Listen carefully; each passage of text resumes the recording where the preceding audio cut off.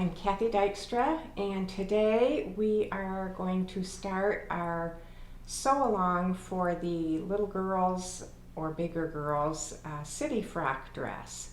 This is such a cute dress. It's a little summer dress which also can be worn year-round with a blouse underneath or a t-shirt underneath. It's got a small panel of smocking in the center, and it's got two cute little pockets that are added to each side because we know all little girls love to have pockets to put their treasures in. So this is the dress we're going to be working on. It has a finished hem with a bias band at the bottom, which is a nice treatment, the same color that you would use on the pockets. And I've got this done up in several different variations here. This one is a pretty blue shirting weight fabric, and it's trimmed in the microcheck gingham. That's perfect for summer, and of course the hem also.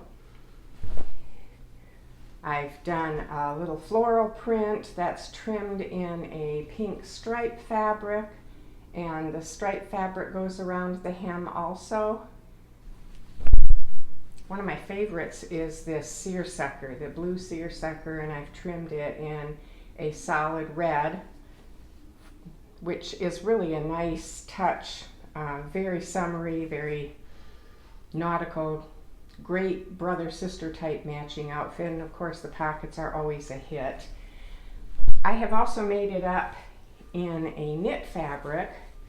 I just had to reduce the fullness of the smocking for the knit fabric because this is a heavier knit, and this is the tunic length, so more appropriate for older girls who may not want to have so many dresses, but a great tunic to wear with leggings. And then I've also made it up in a crinkle cotton. This is also the tunic length, and it's trimmed in a striped fabric. So you can make this dress as a lined dress, or you can make it unlined like I did the knit dress. That is your choice, whatever you prefer to have. And it's just got a simple little button tab on the back, a button on the back, a little looped buttonhole. There's also an option to add to have a tab here if you don't like making these loops. So that's an option. So again, and it also comes in an unsmocked version. So if you don't smock, that's not a problem. The dress can be made with a gathered section, and obviously with the gathers in the center, it's not going to be quite as full as if you've got smocking in the center. So today we are going to be gathering up our supplies. I just like to show you lots of options so that you get ideas before you go heading to your stash or to the fabric store. So the first thing you're going to want to do is choose your fabric, and I've got this crinkly seersucker type fabric that I'm going to make. I don't know if I'll make a top or a dress, but I like this fabric. Then you're going to need 1/3 of a yard of a contrast trim, and that is what you use for the pocket binding and for the hem. And if you're going to pipe, piping is optional, but if you're going to pipe around the collar and the neckline and the armholes, that's what your contrast trim is for. And if you're going to line it, you're going to need a lining fabric that's suitable. The nice thing about lining this as a dress, particularly for older girls, it's kind of like a built-in slip. They don't have to worry about, seeing through it or seeing your underpants through it or whatever. It's just a nice, clean finish. And for those that have sensitivity issues with the lining inside, it feels just as lovely on the inside as it looks on the outside. So obviously that is your first supplies that you're going to need. If you plan to pipe it, you're going to need some baby cording. This is a thinner cording than you can buy at the chain stores. So you're gonna, if you don't have this on hand, you would probably need to order this from an heirloom shop. They all carry it. It's called baby cording. And that's for making piping if you plan to pipe your dress or top. If you want to do any kind of trims, it's really cute to use rickrack or pom-poms, any type of trim wherever you might put it. I did not give measurements for trims because that pretty much depends on what you plan to do and where you plan to trim. So after you get your pattern printed out, you can determine what kind of trims and how much you might need of each different trim. You're going to need some baby interfacing. The only place that's interfaced is the yoke here. So it just needs to be a small piece. It can even be a piece of batiste that you baste to the yoke of the dress, or a lot of people prefer the iron-on, and if you're going to get the iron-on, I would recommend the iron-on baby interfacing, and that's also available at heirloom shops. You're going to need one 3/8 inch button for the back, and it's the same if you're going to use a tab or this loop buttonhole. Some of the other supplies that you're going to need is going to be a blue washout marker, and that can be any brand. They all work well. I like the fine points, so you can use a Clover, or Dritz makes one, Soline makes one. There's a whole variety of them, and they all wash out with cold water. So that's another item that you're going to need.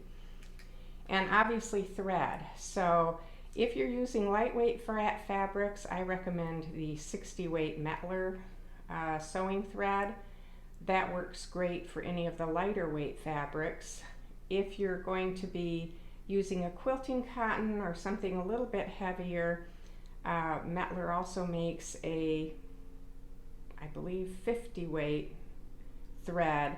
It's an all-purpose thread that can be used for your heavier fabrics.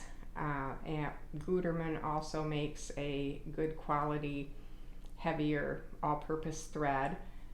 There's a bunch of them, but you're going to need thread to match your dress fabric as well as your lining fabric and your contrast fabric.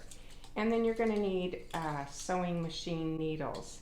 So if you're using the lighter weight thread, a size 70 or 75 needle, and it can be a universal or a microtex.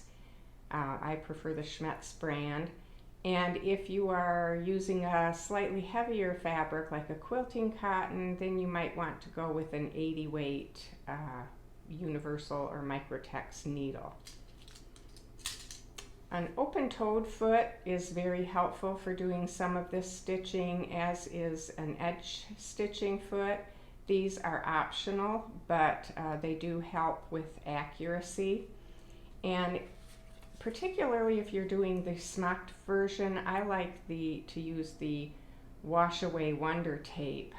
There's a couple different brands of Wash Away double-sided tape that can be used, but that will help you position your yoke over the smocked area. So I'll put links to all these different products below if you don't have them and need to get them. Obviously, if you plan to smock the dress as opposed to just put gathers in it, you're going to need a pleater, and you'll need embroidery flat floss, a smocking design, and a number 5 or 7 darner needle to complete your smocking. So you can use the yardage chart that's in the pattern to select the amount of fabric you need for your dress or tunic, whether you're making it smocked or unsmocked, and lining if you should need that.